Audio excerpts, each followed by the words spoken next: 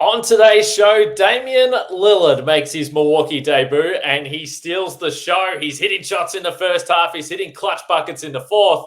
And Milwaukee pick up a 118-117 win over the Philadelphia 76ers to get the season started. There's so much to talk about. The first time we've seen Giannis and Dame together in the regular season, and you start off the season with a win. Not a bad way to get things going. You are Locked On Bucks, your daily Milwaukee Bucks podcast, part of the Locked On Podcast Network, your team every day. You are Locked On Bucks. My name's Kane Pittman, and after today, you might never see me again. And alongside me is the founder of BrewHoop.com and longtime voice of the podcast, Frank Madden, for today's episode that's brought to you by Dave. Download Dave today at dave.com/LockedOnNBA. You could get up to $500 in 5 minutes or less. No credit check, no late fees. And we do thank everyone for making Locked On Bucks your first watch or first listen of every day, because I'm out of here after today. But Camille Davis and Justin Garcia and Frank Madden are continuing the show. And if the first game of the season is based on anything we're going to see moving forward, I would say it's going to be a pretty fun season to be Locked On Bucks. So make sure you subscribe, turn the notifications on, get in the comments section and stay involved in the show. And I have a feeling there's going to be lots of comments tonight after Damian Lillard goes absolutely berserk in his first podcast. Frank, it is my last show. We're going to hold back the tears. And I said to you beforehand, I said, we are not talking about that. We're going to start with Damian Lillard. And let's be honest, there's always a little bit of extra juice if you're playing the Celtics, you're playing the Sixers, you're playing the Miami Heat. So when you get the Sixers in the first game of the season, it's a little bit heightened. And we wondered if there was going to be rust for Damian Lillard. I would say 39 points to get things started was pretty damn nice to see. Yeah, I mean, I think friend of the pod, Ryan Connor, a real genuine fella, shot me a stat earlier this afternoon that I think in Dame's last three openers, he's averaged 16 points on 32% shooting or something, abysmal like that. Yeah. And so I had already been thinking, people have been kicking the Sixers so much, with the Harden distraction and all that. And there's obviously long-term blow-up potential with the Sixers, if things don't go well. But they had the best record in basketball the last 70 games of the season last year. And I mean, we've seen it. I mean, this team has surprised the Bucks in Milwaukee. They've beaten them obviously in Philly. This has been a team that the Bucks have had some success against, but this has been also a team that's obviously shown it can beat the Bucks. And I just had that feeling, we knew that the storyline coming into this game, Dame and Giannis together, home opener, the crowd was going to be amazing. The hype was going to be off the charts. And it just felt like, okay, Harden's not there. There's no distraction from James Harden being on the bench in the game, literally not even allowed on the plane. By the way, if someone had if there had been a James Harden lookalike who ran around the lower bowl with some luggage, it would have been just the best in-game gag ever. So game ops, a note for next time. But I was totally man, it was totally set up for Tyrese Maxey to have a huge game and, Dame to have some first game rust. And we know he's working his way into shape. And Giannis is working his way into shape. So it would have been totally kind of to me as a long time, still somewhat paranoid Bucks fan, the idea of them kind of laying an egg or, just not quite being there, not quite being sharp in the first game of the season would not have shocked me at all. And certainly, they go out, they had an 18-point lead, 19-point lead, mainly because of Dame Lillard and that explosive run he had in the first half. And then, they had kind of double-digit leads at various points in the third quarter. But when they hit that dry spell in the fourth quarter, Giannis is bricking jump shots, turning the ball over. They go down 102-94, and it's just damn, I think it was 94-88. Philly rips off this big run, and it just feels man, that was deflating. And before we get to Dame and his 14 points in the last 4 minutes or whatever it was, which was just an incredible, entry point into the Milwaukee Bucks universe, Brook Lopez gets left open for a wide open three. Bucks had been, I don't know how many minutes without a field goal, without a point at that point. Yep. Knocks down an open three. think it was the very next possession, Jay Crowder, who I thought was really solid tonight, playing more minutes because Chris Middleton was on a minutes limit and only played 16 minutes tonight, as they're kind of easing him back. So Jay Crowder had to play a lot of minutes. I thought he looked really solid. He had a really good defensive possession and ends up hitting a huge three to make it 102-100. And then from there, obviously, Bucks go on a run, Sixers go on a run, and it kind of was that like classic NBA game. And ultimately, fittingly, the Sixers did their best to play spoilers, but we kind of saw, this was not like a perfect game from Damian Lillard, right? You look at the box score, he's going to have much better games than this. Sorry, Eastern Conference, but Dame is going to have much better games than this. He'll have more efficient games than we saw tonight. His box score line at the end of the night, 9 for 20 from the field, 4 of 12 from 3, 4 assists, 8 rebounds, but 17 of 17 from the line. We talked about this when the acquisition was made, that, especially if you're thinking about like, how does this change the dynamic of the Bucks offense? Drew Holiday out, as good as Drew's been, especially in the regular season, he's never been a guy that gets to the free throw line. That's actually been like one of his most obvious weaknesses. In spite of his like incredible physical gifts, Dame is not a guy you think of as being like super physically gifted or, strong or anything like that, but he's just really crafty. And to go 17 of 17 from the free throw line in his first game, obviously he draws the huge foul at the very end to kind of seal it, give the Bucks a 4-point lead. And, 4 of 12 from 3, again, he's going to have much better shooting nights than that. But we saw a couple times his ability to pull up from really long range is something that just very few guys in this league can do. He's the best 30-foot plus shooter in the NBA. The stats say that. Again, I'm not trying to be sacrilegious. Steph Curry is going to be the greatest shooter of all time. But Dame's hit more 30-footers, shot better from that range than anybody. And the shot he hit tonight, it wasn't quite, it felt like kind of like the dagger. It wasn't quite the dagger, but I think it gave them a 5-point lead with, under 2 minutes to go. He pulls up and hits that really long three. That is, I was waiting, I was waiting for the wrist tap for Dame. He's kind of was like, what, I'm not going to go there in game one, right? I'm having an awesome game, but I'm not going to go there quite yet.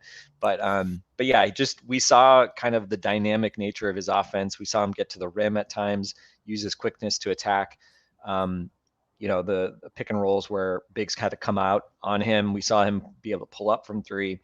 And, I think the most kind of consistently dynamic thing we saw was that V action where you see 2 guys screening really, really high from the hoop. Yeah. Dame's got options to go right, go left.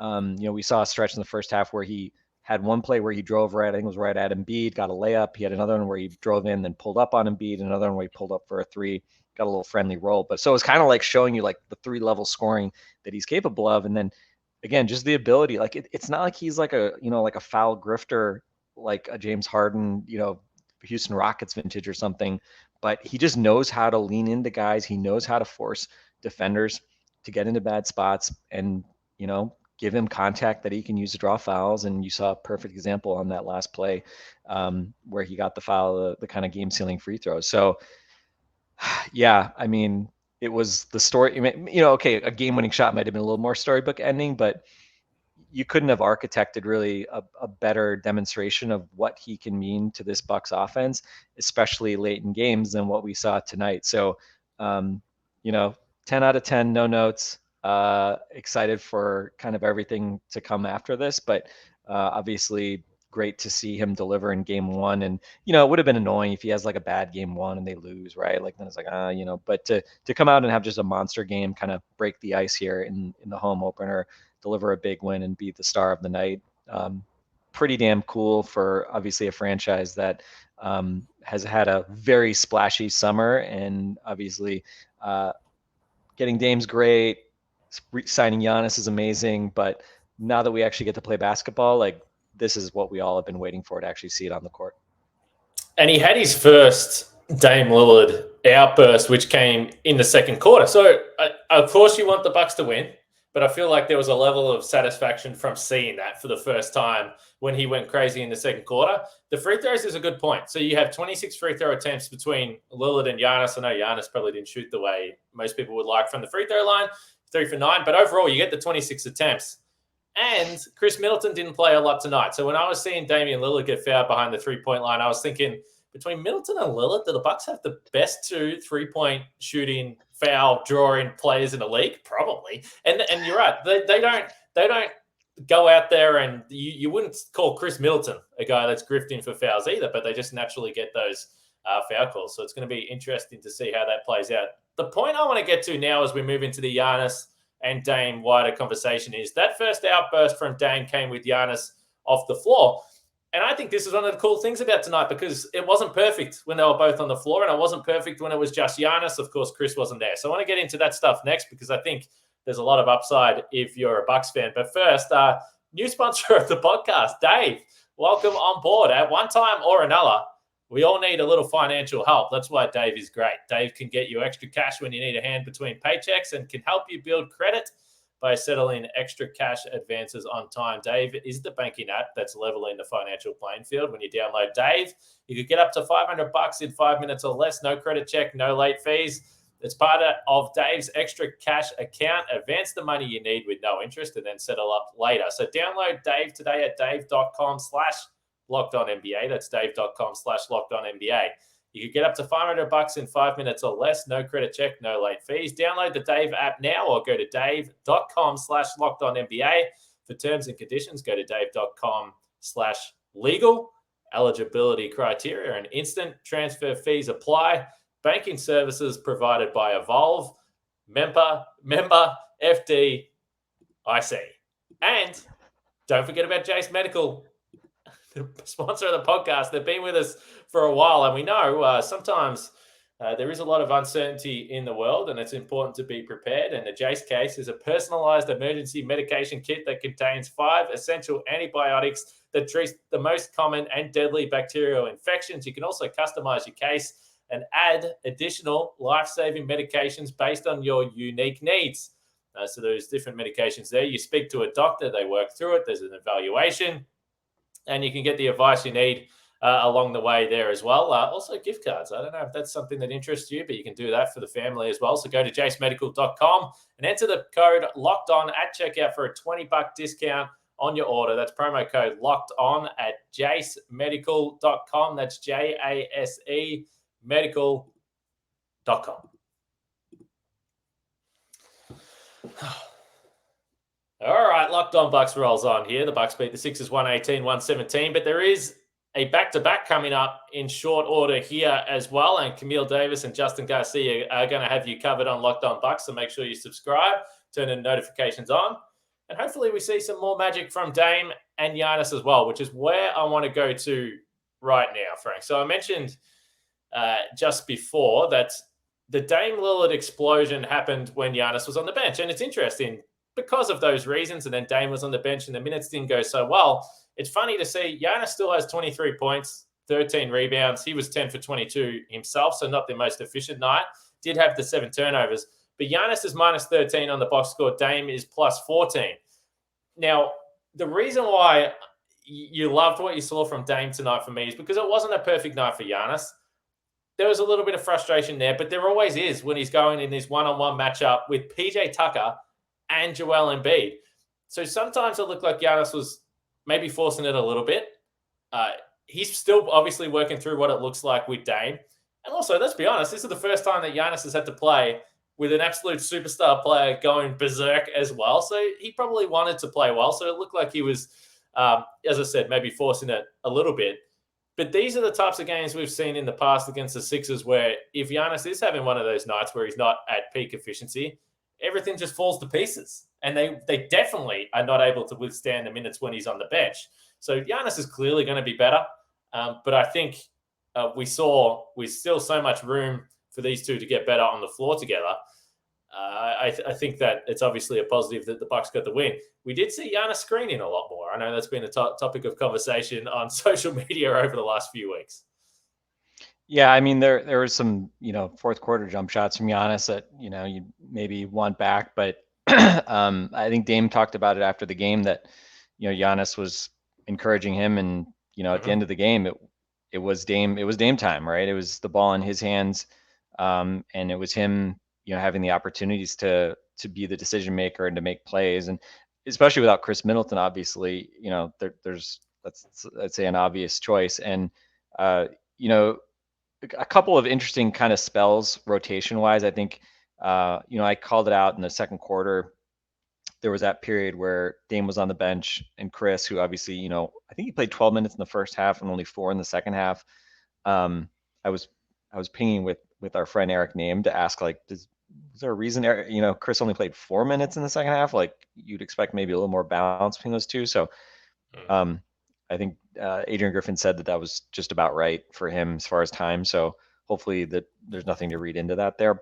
But yeah, there was a spell there in the second quarter where it was basically Giannis and, I forget exactly who was out there with him, but essentially no Dame, no Chris. I don't even know if Campaign was out there for a period. It was like maybe Beasley, Crowder, Portis or Lopez, whatever. And it just looked like kind of rough. And unfortunately, like that's one of the limitations that we've seen from kind of these Giannis-led units the last year. Like I just kind of did a quick look on Cleaning the Glass. I mean, lineups without Drew Holiday, Chris Middleton, or Joe Ingles, who obviously was a really important ancillary playmaker last year. Giannis lineups in those scenarios were like 11th percentile in terms of offense, right? I mean, they're bad, right? And so, this is kind of one of these things. I'm curious to see what it's going to be like over the course of the regular season with Chris out for extended periods last year. You didn't really have much choice when Drew was on the bench that, obviously you'd want to stagger him and Giannis a fair bit. So there had to be fairly extended periods where Giannis was, the one offensive focal point on the floor and he was handling the ball a lot and trying to like make stuff happen. And obviously he can do that to an extent. But there's just limitations to it. And I think especially on a night like tonight, where he just didn't have his best game, and I think Philly did a nice job kind of clogging and kind of I'm not going to say what people always say, building that WALL. But I thought they did a pretty good job, and as you mentioned, like Embiid's very capable of making it hard on Giannis when they're 1v1, and PJ's really annoying and has always known there's how to so play many Giannis mind pretty games. well. Yeah, they were going back and forth. Embiid's on the floor every 3 seconds, and like you get frustrated watching it on TV. So if you're Giannis, it's hard not to get caught up in that. Yeah. But I thought it was also interesting though from Giannis. I mean, there was the period where they struggled. I think in the first half Giannis was like -4, and Damon and Chris were like both like +20 or something like that, which felt like actually like a pretty single game plus minus is always extremely noisy, but it felt like that was actually a pretty accurate reflection of the way the first half went. When Dame was out there, he felt like he had space, and he wasn't worried about getting the ball to Giannis or whatever, and kind of played a bit more free, bit more like he's used to playing, to be honest, right? The last few years in Portland, where he didn't really have another guy that could share the load that he had to kind of spread the ball around to. But we know obviously that for this team to be a title winner, to maximize what they have, obviously they're going to have to figure out how to coexist and how to really weaponize, the dynamism of playing those two guys together in pick and rolls and stuff. I thought it was interesting. I mean, I don't know if Giannis scored off a signal, like scored a basket on a layup, scored a basket on a pick and roll all preseason with Dame. But the first basket of this game was a nice find and kind of swooping finish from Giannis after catching it on the short roll past Embiid. So it was nice to kind of get that out of the way early. But yeah, I mean, I think it is going to be a process, and I think Giannis is going to have to learn how to defer more, be more patient, and honestly, it's going to, I think, open up. The thing is, like with him setting screens, like he's probably going to be the guy who benefits the least from his pick and roll game with Dame. It's probably going to be other guys who benefit more than him. Although I thought it was interesting. I mean, Malik Beasley played 31 minutes and took 4 shots. Here's a guy who averages 11 3-pointers per 36 minutes. He took 1 in 31 minutes. So it was interesting, right? Like he was joking all preseason about how he's never seen so many open shots, but Philly really did not let the Bucks kind of work the ball around much. They only took 33s overall as a team.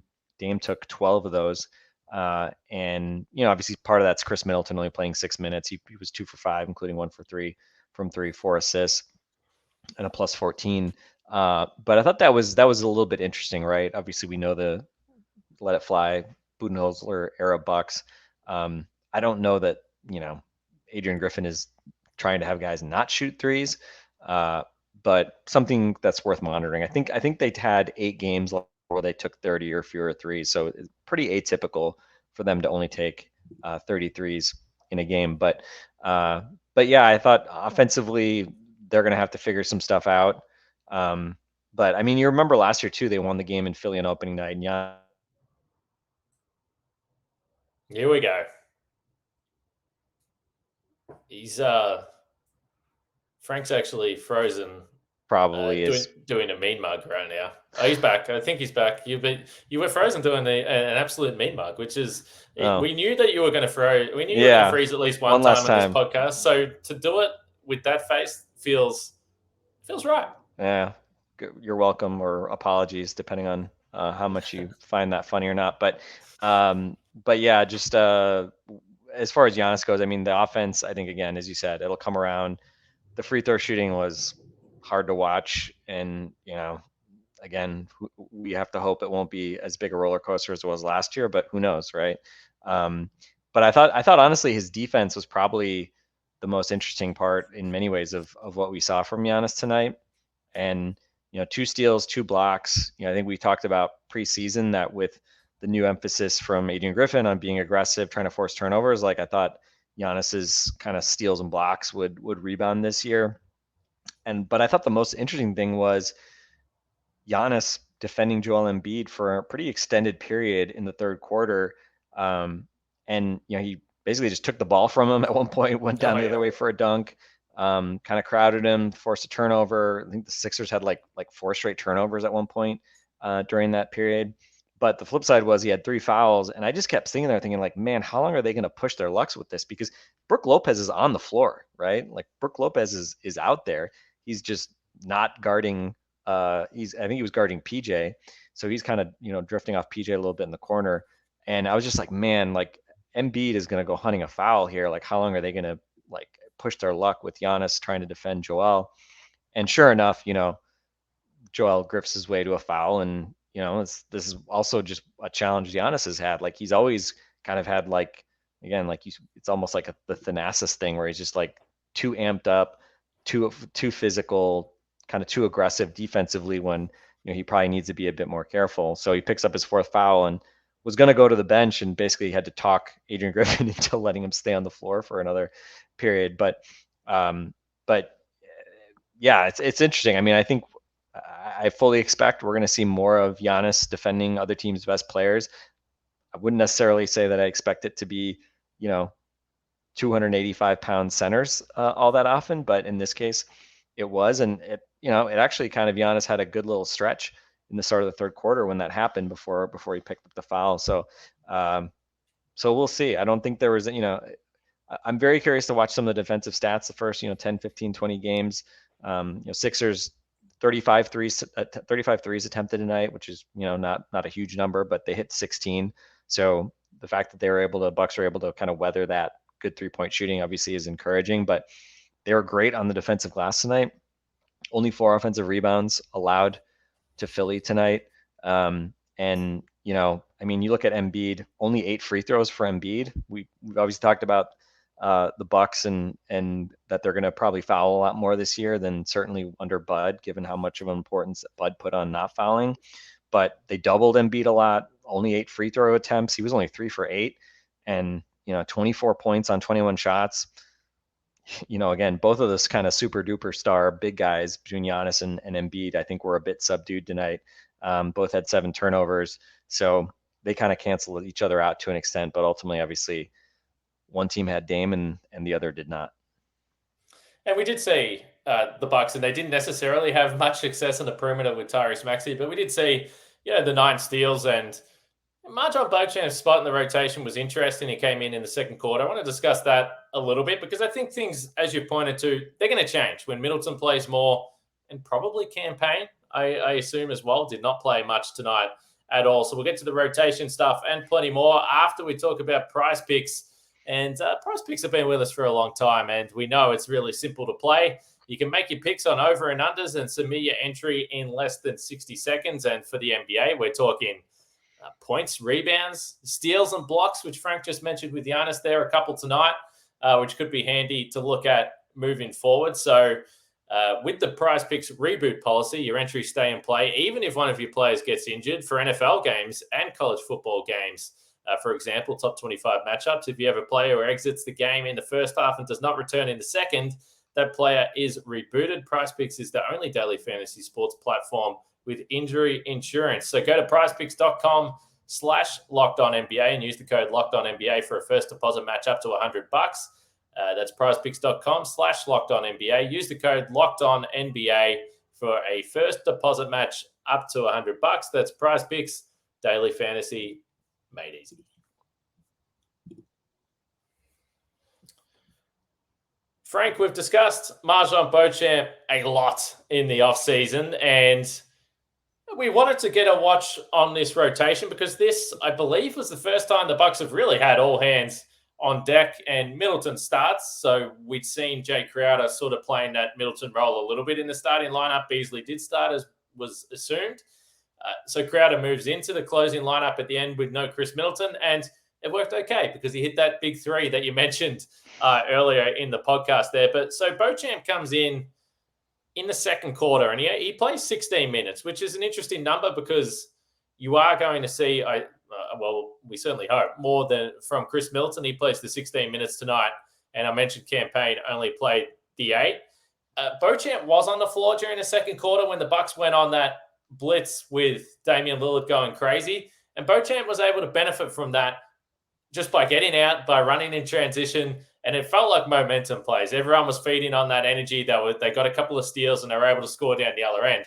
And I think this is something that we've wondered a little bit with MarJon.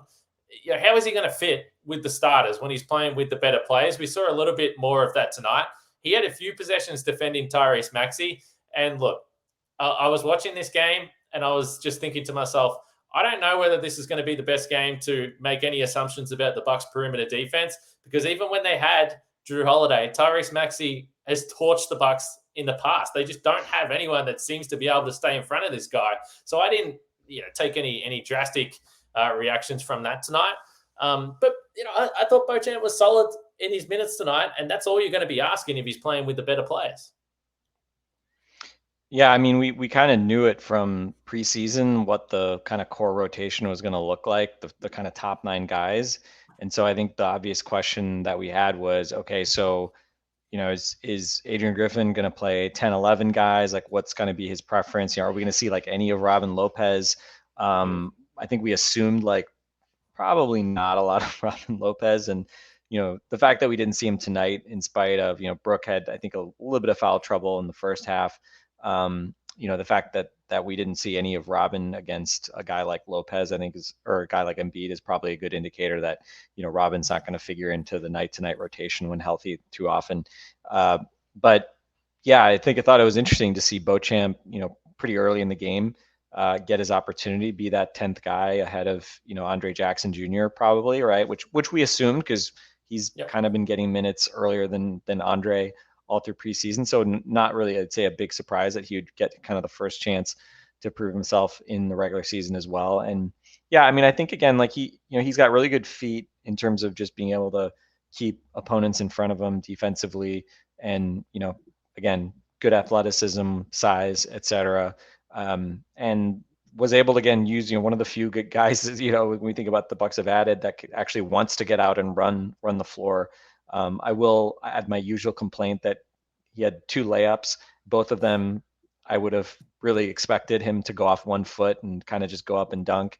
And he kind of, conjured up a reason to go off 2 feet and finish. But he finished. He finished both of them.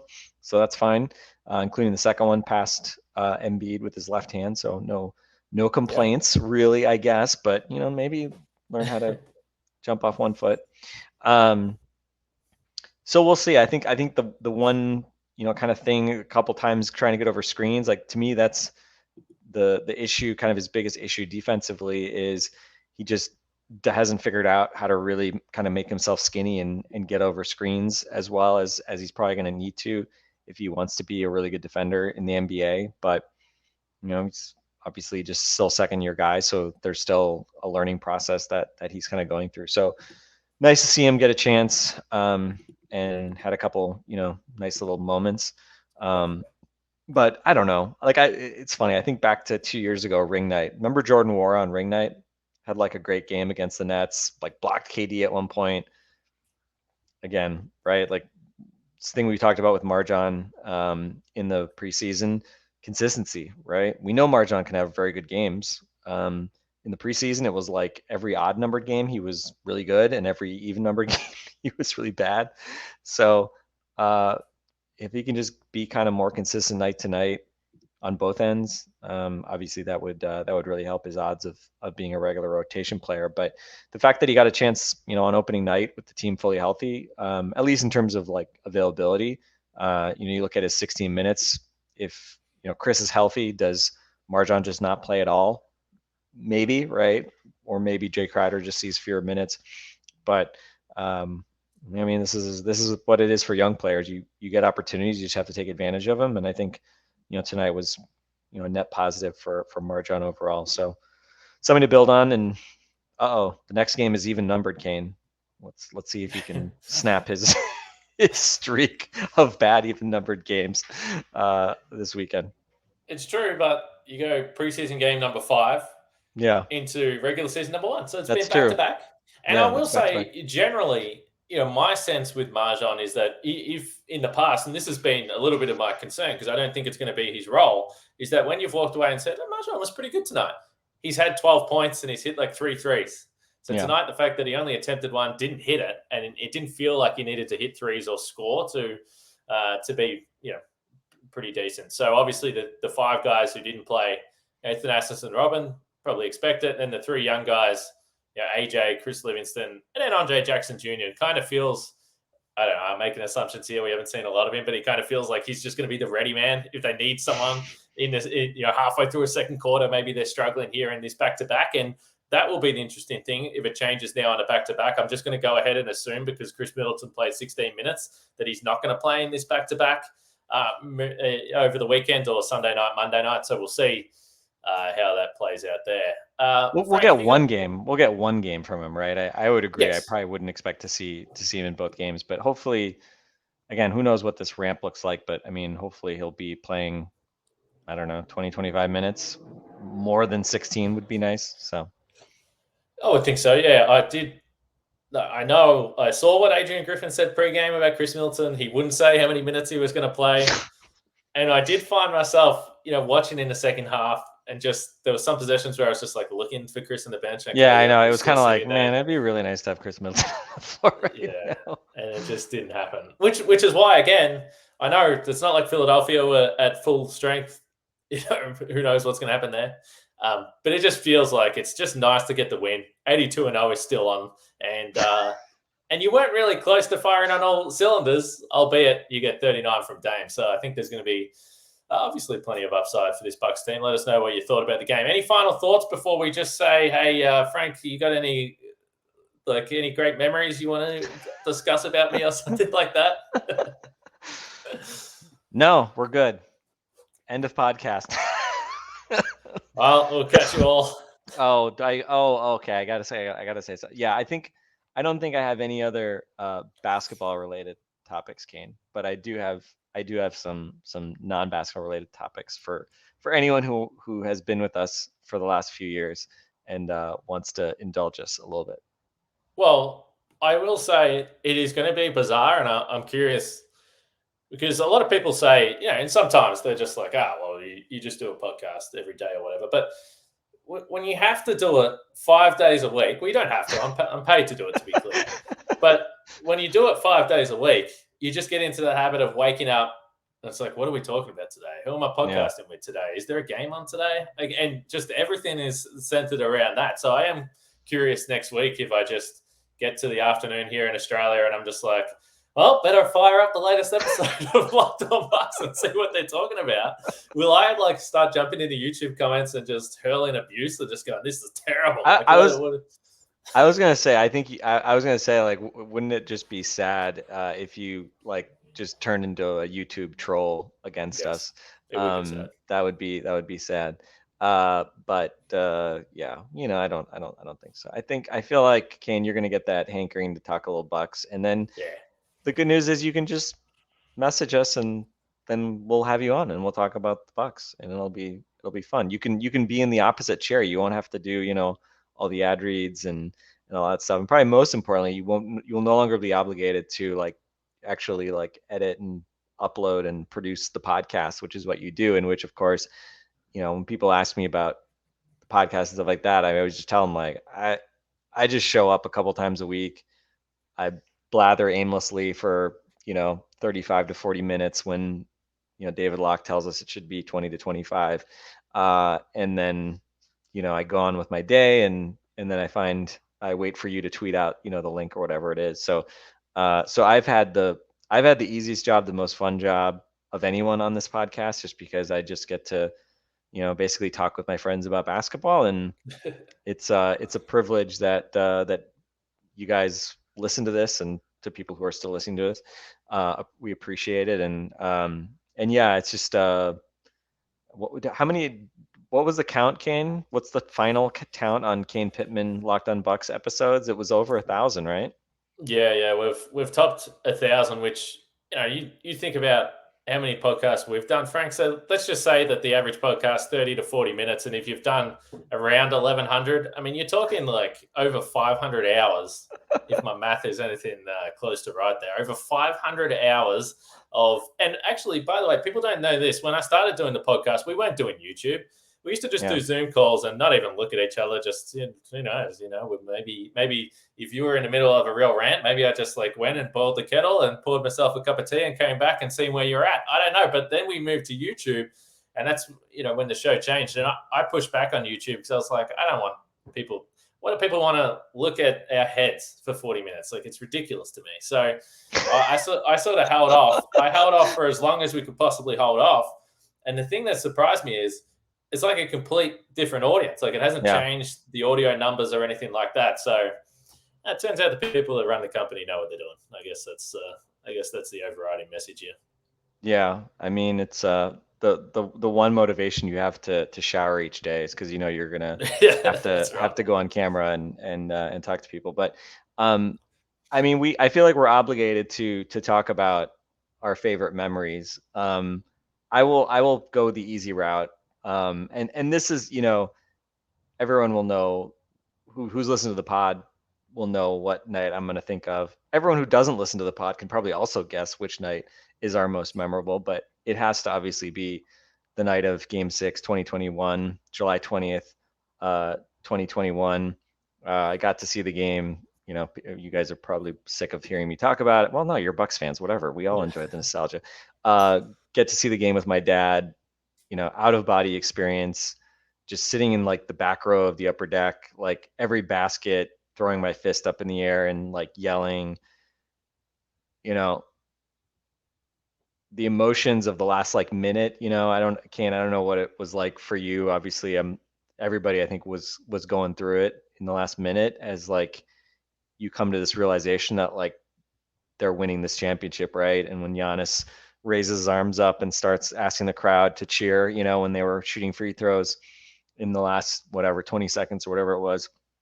It was just like this emotionally overwhelming thing. And then it was a little weird because then like, you stay there and you get to see the trophy presentation, and it's just like, this insane, like I just, ear to ear smiles, and just to be there for that moment. To watch it on TV, I'm sure it was also just like an out of body experience. And then I walked my dad to where my sister met us to pick him up. And then I, ended up meeting up with various groups of friends the rest of the night. But of course, made time. I walked to the Schlitz Park. That was one of the few places that was quiet enough, and got on the phone with you. I had my AirPods and my phone, and you called me via the Zoom, and we recorded the worst quality podcast of my time. Certainly the audio quality sucks. I've listened to it a couple times when I felt nostalgic. But I mean, to try to put into words that night and the culmination of what that meant for all of us as fans, and for the two of us to have podcasted 1,000 times and to have it pay off to seeing the team that we've cheered for so long to actually win a championship, and what that means for the people that listen to this and our friends and all the friends we've made, right? I mean, without the Milwaukee Bucks, like, you're just a guy in Australia that I would never have met. I mean, where are you without the Milwaukee Bucks, Kane? Like, are you a sports journalist, right? Like, I don't know what your answer would be to that, but it's just kind of crazy how, just these, for you, kind of a random attachment, right? A random team. There was no reason that you had to like the Milwaukee Bucks. But here we are now, cosmically connected forever, and having had this shared experience that we'll just always, the Bucks could go 0-81 the rest of the season and never win another championship, whatever. Like, we'll always have, the banner will fly forever, and more importantly, the kind of just like the feeling of that time will last forever. And I don't mean, just the other thing came too. I mean, just like that whole run was fucking exhausting. Like, I don't know what other for every people, but like, man, that was just an emotionally taxing run. And if they had not won, I don't even know how I would be operating right now. I don't know that I would still be podcasting right now. But man, what a run. Probably, certainly, as from a sports fan perspective, the two most memorable months of my life. And I'm so glad that we got to kind of ride that ride together, go on that journey together, because it was a lot of fun and it was exhausting. But I think having these podcasts to talk it through and celebrate the wins, cope with the losses, it was I don't know, thinking about the Giannis knee injury game, like that was a coping night. Something nothing will ever compare probably to that run, right? Just because it was the first time that we'd experienced that level of success with the Bucks. I assume, and I've thought about this, I assume that every team, and yeah, there's obviously some teams that are juggernauts and they go through and they win, but I assume most fan bases feel like, they go through something on the way to a title, and there has to be different levels to it. If you've experienced it before, I'm sure that changes it, which is why the run for the Bucks was so unique as the first time in 50 years. But if I think, and I might just be making this up in my head now, but if I think about the stress levels of where my head was at during that run, I think it peaked at Game 7 against Brooklyn, because there was just like we'd seen Game 7s before, and like I was like, geez, it'd be cool if they win, but I didn't think that they were going to win. Like, I just didn't think that they were going to do it on the road against Durant, the whole scenario. So then the fact that it just kept on dragging on, and I've watched the game before, and it is unbelievable. It's like, even if you know what's going to happen in this game, you will be like stressed out to the max watching this game. And so because of the way it went, and then because of the fact that it went to overtime, it's like they can't win this game. And they win it. And what was the score in overtime? Like 4-2 or 5-2 or something stupid like that. Yeah. And it's like the way that happened. Now, when you look back on it, you're like, of course, there was the Giannis injury and there was other factors along the way. You're down 2-0 in the NBA Finals. But it felt like somehow getting over that hill was like what you had to do to get over the hump altogether. So I remember, before we podcasted that game, sort of like thinking about it before we podcast, like, what the hell do we talk about right now? I don't really understand what I've just watched in this game. It feels ridiculous. And I think that we both felt like the Bucks won the title. And then you're like, oh, in 2 days, they've got Game 1 against the Hawks. And they lost. Of course they lost, because they were like us. They were exhausted and not ready for another game. Yeah, I think if you go back and rank the individual games from the 2021 playoffs, I mean, obviously Game 6 in the finals is number one, but I think for number 2, I mean, Game 5 of the finals, like, probably is that the second one for me, mainly because it was just like played at such a high level, like the shot making in that game, really from both teams. And we talked about, I mean, Phoenix losing that game, shooting like the splits that they had is like absurd. And the Bucks just made all the plays and knocked away and stolen by Holiday, alley-oop to Giannis, slammed it, and the foul. So that's probably number 2, but Brooklyn is the other game that, there it is. For those watching on YouTube, Kane's got the poster behind him. But yeah, Brooklyn, I think was the other game that stands out. And I'll never forget, I was at my in-laws' house watching that game and just kind of like pacing nervously the entire time. And eventually, when it was like, I think Brooke Lopez shot free throws at the end, if I remember correctly. I think it was like 6-2 or something. And I pulled my daughter over, and I was kind of holding her, and we were like cheering. And I've got like video of the two of us like cheering as the kind of time ran out. But yeah, that game was incredible, and it did feel like it felt like a real accomplishment, which is in a weird way is like, you know, the Bucks, obviously anything short of a title would have been a disappointment that year. But it was a huge thing to get over that hump, especially going down 2-0, then losing the game to Durant to go down 3-2. And Chris Middleton has the monster game 6, which, you know, kind of often gets sort of overlooked or forgotten to set up game 7. So yeah, it was just that series was just an absolute like war, you know. I mean, just knockdown, drag out. I mean, I just think of, I guess it was game 3, right? I think game 3, Chris and Durant went back and forth in the last few minutes, and you know, without some of that Chris Middleton shot making, you know, and Drew Holiday ultimately hitting that like kind of improvised like weird late game layup, right? Like, we're not here with smiles on our faces, probably, right? I mean, they could have won a title last year or the year before too, but we would have been denied the 2021 experience. So, yeah, I will say this, Kane. One thing I was thinking about other kind of podcasts we enjoyed doing. One thing we screwed up. We didn't do the over/under pod this year. Yeah. We normally do the over/under pod in the preseason. So that just kind of shows you had one foot out the door here, Kane, that you didn't bug me to do the over/under pod. But yeah, it's been a riot, and yeah, I don't know. I mean, the funny part too is, I mean, you know, I think I guess it was 1920 season is when you started podding on Locked On Bucks, right? So 4 out of the 5 Bud years, right? Like basically like the glory years of the Milwaukee Bucks, you got to. I'm a Bud loyalist till the bitter end, Frank.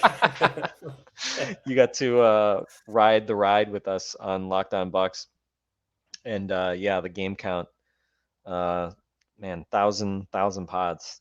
Jeez, it's a lot of freaking podcasts. And as we've kind of joked, right? I mean, I think I talk to my wife more than you, Kane, but it's closer than it should be. Definitely there's no other person outside of like, you know, people that I'm on like work projects with or something like that, right? Aside from my wife, my daughter, my 5-month-old isn't quite really count at this point, but my kindergartner, my wife, and maybe at various points people that I've been like on projects with at work, you know, that I talk to every day. But other than that, Kane Pittman, you're my guy. You're the guy I talk to the most, and we'll have to figure out how to fill the void here, Kane. Well, now that we're not going to be podcasting for the world to consume, but I think we'll figure out a way. And I guess you can't say anything. You can't say anything yet about what's next for you. You're going to wait a few more days. Is that right? Yeah, I'll wait a little bit, but a lot of people have asked. So all I will say is that, which is kind of weird that this is happening now, because, you know, one of the things that we've discussed, Frank, is that, some people probably don't know, because again, we've got a new audience when we came to YouTube. But yes, I'm in Australia right now, but I was in Milwaukee for a full season, before I took over Locked On Bucks. Then I came back to Milwaukee for a second season and had to get sent packing because of the pandemic, and I haven't been back since. So I did NBA playoff stuff last year. I was at the NBA Finals, but I haven't seen the Milwaukee Bucks play live since their last home game before the league shut down, which was around Feb 7 or something like that. They played the Pacers at home. So that's March 2020. So I'm going to be in the US. I'll say that. I'm not going to be in Milwaukee, but I'll be at a Bucks game at some point, I think pretty soon. I don't know when it's going to be, but I'll be around. It's work. It's good for me. I'm very excited. And I will pop in on Locked On Bucks. There's no question, because let's face it, I've texted you at weird times. I text Justin and Camille all the time last second, just begging for help. So I owe them. They're going to have to do the same for me. But I'm also going to enjoy watching Bucks games, not thinking about what do I need to talk about after this game. I'm just going to have a couple of brewskis, sit down on the couch, and enjoy watching the team. And it feels kind of fitting. I just wanted one Dame crazy game to go out on a high. That was the other thing. I didn't want the Bucks to lose. Oh God, if they had lost selfish. tonight, that would have been a real buzzkill. But thankfully, Dame is new to Milwaukee, but he clearly understood the gravity of tonight's game for Locked On Bucks. So shout out to Dame for blessing us with that. And yes, you're not going to Milwaukee, but at some point I'll be there. You will be back in Milwaukee, and we'll work out, another live pod, right? Gotta figure out another live pod, get you stateside, then suddenly many other things are possible. So we'll see. We had about 120, 130 absolute sickos on a random Wednesday night in the middle of summer. So let's see how many we can get for an in-season live pod. It would be fun to be back there. So that's going to happen. I'll be around though. And as you know, you can follow me on Twitter and all that kind of stuff. So Frank, you're not going anywhere. I did tweet this the other day. You're never leaving. You are never leaving the podcast. So Camille Davis and Justin Garcia taking over from Monday or from next week. I'm not going to tell you what their schedule is going to be. I slackened off in my last week, only 4 pods, but we did get in a last post-game show, and it looks like we've got in one last Frank Freeze for the road. It has been a pleasure. Hopefully he comes back because I need to tell him that I'm going to miss Frank as well. But look, this is it. We're calling it. One last nearly hour-long podcast for the road. Frank is frozen, and I feel like it's almost fitting that we just end the podcast with Frank absolutely not moving on YouTube. So it's been a pleasure.